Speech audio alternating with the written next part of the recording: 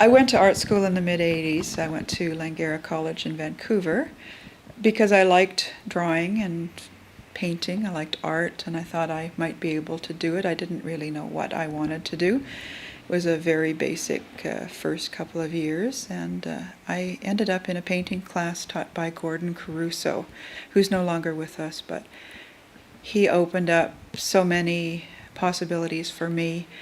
My favorite lesson from Gordon was don't think, just paint.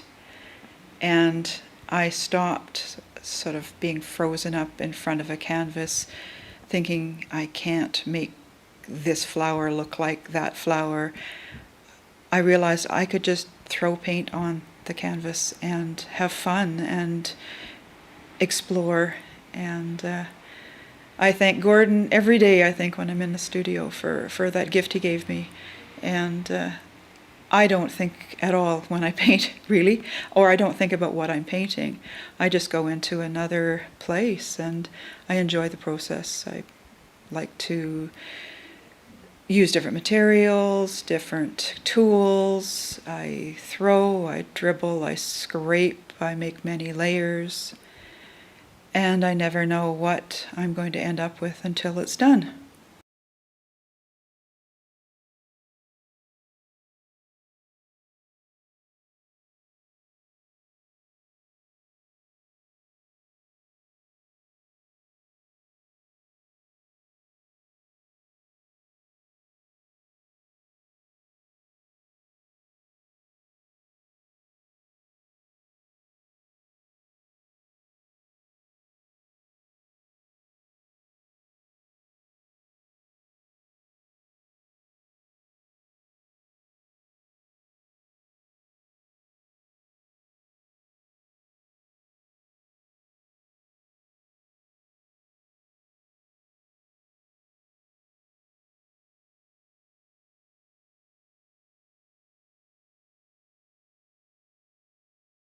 When I'm in the studio, I tend to not think about what I'm painting, but I think constantly.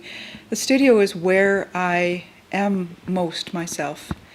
And although the hours fly by and I don't really know where they went, my mind is going in many directions, I'll look down and say, oh, I've painted a painting. And sometimes it's as fast as that. Sometimes I take a long time. Sometimes I have a finished painting. It feels finished, but I don't make a connection with it right away. So I'll live with it for a little while. And often, after a little bit of time, I'll see things in the painting that I didn't notice the first time around. And occasionally, I just won't make that connection. It'll look finished, it'll look like a painting, but I don't feel anything on a deeper level. So I will then abandon that painting. I'll paint over it. And often when it's a painting that I have painted over more than once, and sometimes it's several times, then that's when the fun starts for me. That images will present themselves, that paint themselves, really. I'm just sort of bringing them to the surface, and then I see an idea come to life, a composition. I will find a small area that I love and have to create a painting around that to preserve that piece. Composition is everything, I think, when your work is more abstract. And I use a limited palette, I think, because my paintings are often quite active, quite energetic, and I think if I used a lot of color as well as a lot of movement, it would be too busy.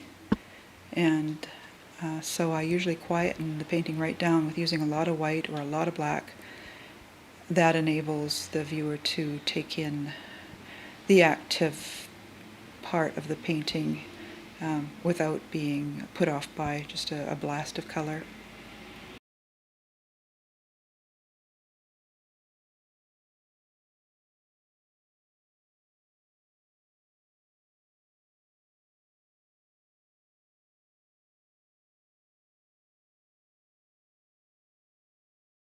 I started painting for this show, well, pretty well as soon as I joined the Gage, which was last April, knowing I had a solo show coming up in the fall. And I didn't have a theme at the time, but I knew I needed to produce more paintings. I had a couple that I thought would show well together, but I just painted the only way I know how to paint is to paint and let the paintings happen. I can't force anything. So as I had more and more paintings, I knew I had a body of work here that would work together. And I thought about a theme. I thought, well, how can I pull these very different pieces together?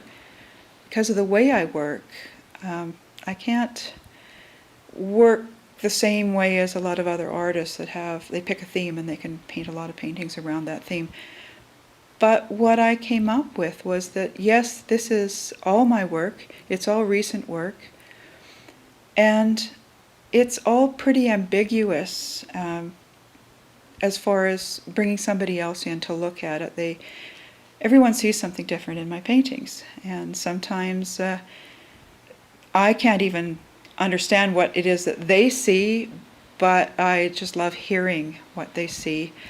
And so I thought it would be fun to call this show Open to Interpretation and invite the viewer to make their own interpretation of the work. And I found it to be quite popular.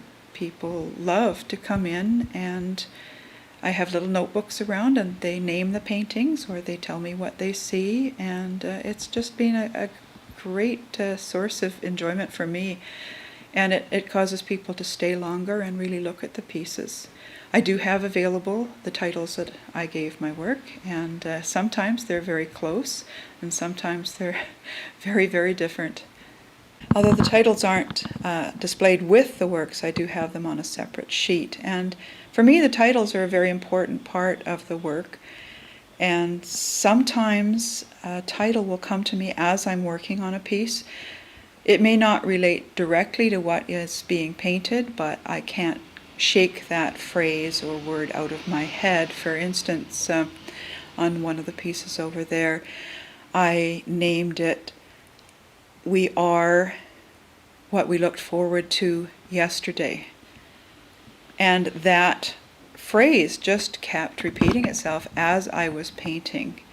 And when I was finished the piece, I could see the progression of a timeline, and at the end, a ghostly figure of someone sitting there, maybe at the end of their life.